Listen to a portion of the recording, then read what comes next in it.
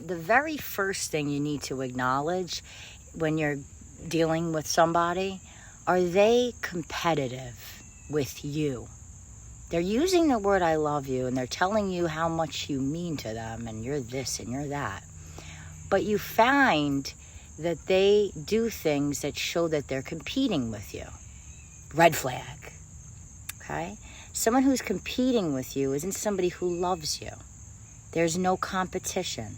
You view each other as equals and you try to lift each other as much as you can with encouragement, with acknowledgement of good traits. You can have conversations about things maybe you both want to work on or whatever. Competition. If they're in competition with you, that's one red flag. The next one. Anything that makes you happy and brings you joy other than them seems to bother them and make them feel very uncomfortable. So if you're very religious and you pray, or you like to go skiing or hiking and you're really good at it, right? And all of a sudden, there's a blind eye. They don't acknowledge it. They don't talk about it. They don't encourage it. They pretend it's not happening. To the point where you're like, wow, I wish my partner acknowledged the things that I feel I'm good at, the things that I have passion for, the things that I love, things that make me smile. Okay?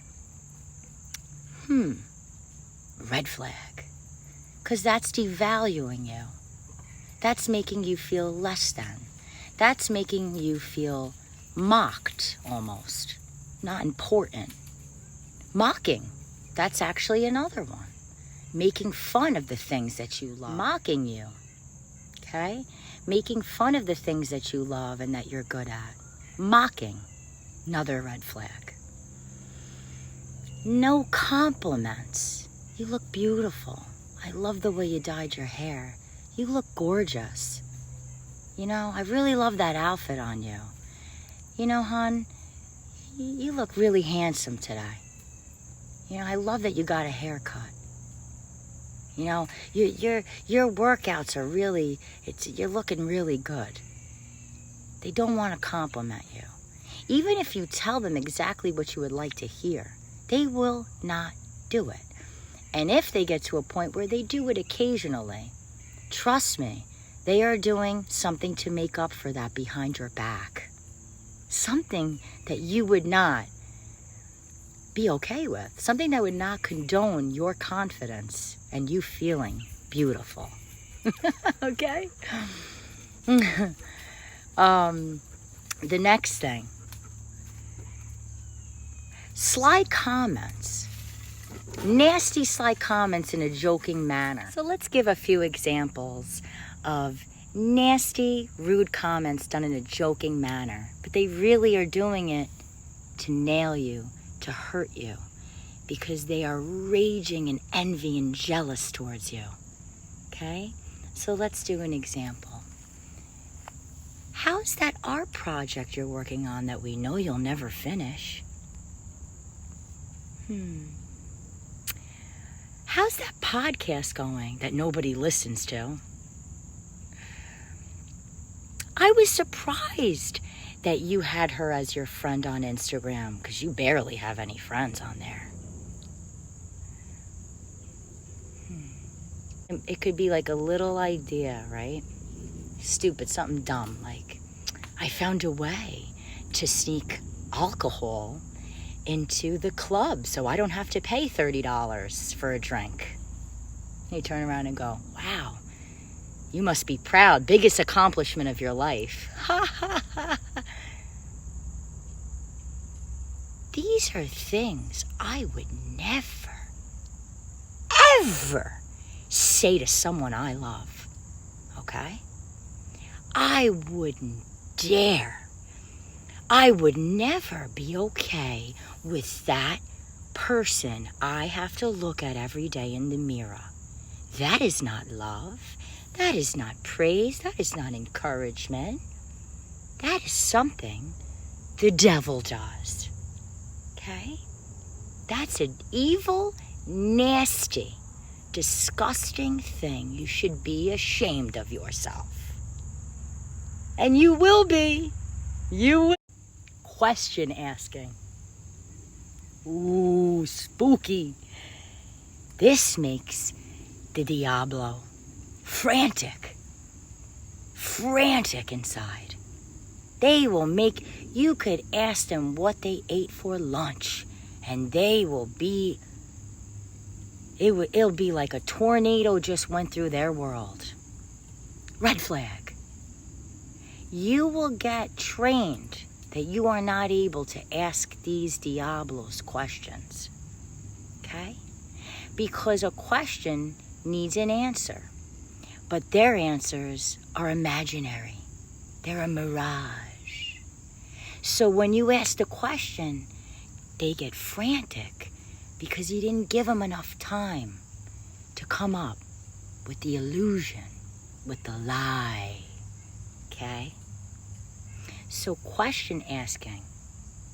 If there's any discrepancies and strange feelings when you ask a question, and resistance in wanting to ask the question because you don't want to feel your guts turn for 5 minutes. You don't want angina for 5 minutes. You don't want agita for 5 minutes. Okay? Stomach, chest, throat. These are the chakras, you see? They're shutting down, dude. They're shutting down. They're opening up. They're exploding. They're screaming. They're yelling. Your chakras are flipping their lids. Because you wanted to ask a Diablo a question and they don't want to answer that question. Trust yourself. Listen to your poor chakras. Okay? Your throat's all botched up. Okay? Because you're not allowed to ask questions.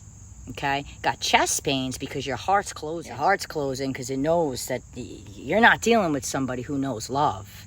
You're playing with a mirage, an illusion, a character from a movie. Okay? Your stomach's botched up because I think the stomach is creation. Possibly. And you know that this person is creating an illusion before your eyes. That's probably why our stomachs go crazy. Oh, learn to laugh, okay? Because it is comical.